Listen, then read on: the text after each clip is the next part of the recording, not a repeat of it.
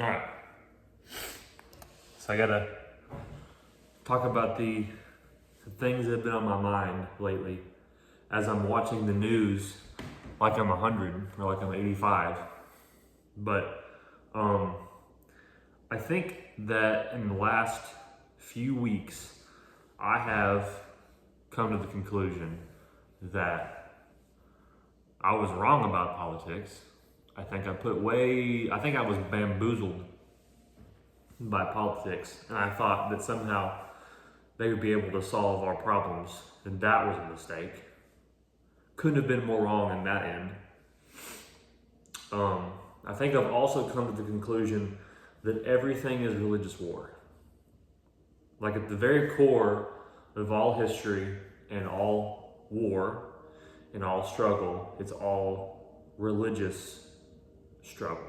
Because I think the core and the marrow of man is what he believes about himself and about the world. And I think right now, and Christians have been saying this forever, and it sounds goofy, but I think there's a Christian genocide going on right now. Because I think that the ruling class, I'm done with politics, I'm not kidding you. Take everything I say with a grain of salt. But looking at this like in a discerning kind of way, like trying to actually discern what's going on, not just what people are saying. Because I think a lot of people just listen to what people say, and what people say is meaningless. Like people say all kinds of things, and they just say whatever to manipulate you. So I don't think listening to what people say is important. But I think what's probably the case is that our leadership are Satan worshipers or some ancient god they believe in that equates to Satan. And they're trying to, if you think about it that way, it actually makes the most sense. Because the actions taken by these people, the pedophilia, the push for abortion, the push for like corrupt ways of thinking and like, what's the word? Trying to get people not to reproduce, what's that word? Antinatalism. All of those things are very obvious, like ethnic and religious genocide that they're trying to do. And you could look at abortion as being I hate to say this, but as a sacrificial thing to their satanic god. And if they can kill enough of us and erase Christianity, they can kind of have their way with the world. Which is a really depressing way of thinking. I'm not trying to like black pill anybody, but I think it's true. But we're gonna get to the positive part later. So I think that's at the marrow of what's happening right now. I think that we've been misled to think it was a culture war against libtards and conservatards. I think it's all a distraction. I don't think any of that matters. And I know that because conservatives in churches are mad about Christ's teachings. Like they get physically angry to think about being Christ-like, because Christ is offensive to people. It's offensive to conservatives, and it's offensive to liberals. So all that's fake. So I think we have to move on from the political thing. I think it's over. And I think that our leadership is satanic, all of them. Everyone who actually has power worships Satan in some way or fashion. So here's the good part of this message, the part that isn't supposed to make you depressed. And it's this right here, that we have the only real power, which is the fact that we are the sons of God. We were adopted as sons by God. In fact, I'll read it to you. Because what do you have to do?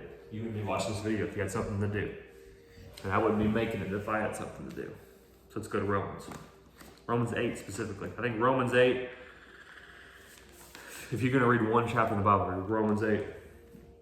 It says, I consider that our present sufferings are not worth comparing with the glory that will be revealed in us. For the creation waits in eager expectation for the children of God to be revealed. For that creation was subjected to frustration, not by its own choice, but by the will of one who subjected it, in hope that creation itself will be liberated from its bondage to decay and brought into the freedom and glory of the children of God. To move on a little bit, we know that the whole creation has been groaning as if in the pains of childbirth right to the present time. Not only so, but we ourselves, who are the first fruits of the Spirit, groan inwardly as we wait eagerly for adoption to sonship, the redemption of our bodies. For in this hope we are saved. But hope that is seen is not hope at all. Who hopes for what they already have? But if we hope for what we do not yet have, we wait for it patiently. And I know that's probably not on topic, but I'm going to make it on topic. And that is to say, we are sons. We are primarily sons of God. We are adopted as sons, heirs to the kingdom. It says a little bit further up, as we cry out, Abba, heirs to the kingdom. And the moral of the story is, and with the satanic stuff and the tangent I went on, is that at the very core of the world we live in is a battle between good and evil, between Christ, God, and his enemies, which is Satan. Now that war has already been won. That's another big one, but that's the primary struggle. And so you can look at all the things around us as just another extension of that's been going on since the beginning of time. Since the moment Adam stepped foot out of the garden, that has been the fundamental battle, which is a religious battle. There's been paganism, there's been monotheism. Obviously the early monotheistic religion, which would have been the closest thing to like actually worshiping God, would have been way different than what we have now, just because we have Christ, and that changed everything. But fundamentally, those things have always been at war, and that was no different. But I think the specific reason why everything you hear today is negative is because we're trying to be demoralized. And so they're telling us that inflation is 1,000%. Your children will be dead because they're so poor. They'll be literally scooping worms out of the ground to eat them. And the world's going to end in 4 days because the asteroid's going to hit it, or we're all going to heat up and melt in our skulls. All this disease. All the Africans are diseased. It's everything. It's constant. There's constant negativity going towards you because they're trying to demoralize you. Because if you're demoralized, you don't fight it. But I'm here to tell you, the moral of the story that I'm trying to get to is that the only power you have is prayer. Because prayer is the only thing that can prevent you from being demoralized. So let that sink in for a second. I'm gonna get my water. The only power you have is prayer and communion with the one who designed you. Because he understands you, because he made you. He formed you. And so if you're a dude like me with testosterone and you look at the world and you're angry about it, I get you.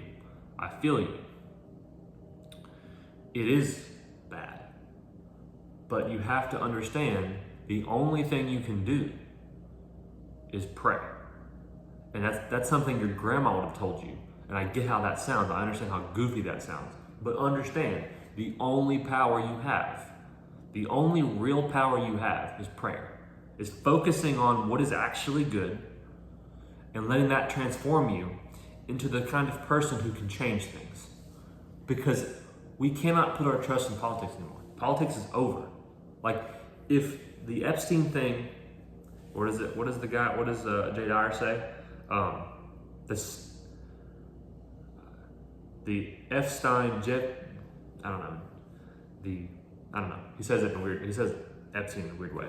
If that's taught us anything, it's that All of them are compromised. So you can't trust any of them. So why would you? Why put your trust in something you can't trust anyway? It's a waste of time. We've been wasting our time. That's what I'm mad about.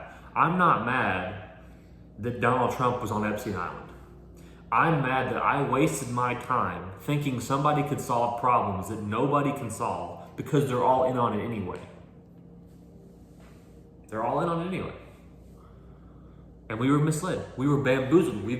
That's why I'm mad, because I feel stupid. I feel like I should have known better, because I should have. I should have known it was all a big ruse. And so that brings us to the point of the only thing you can do is get sunlight, stay physically strong, and pray.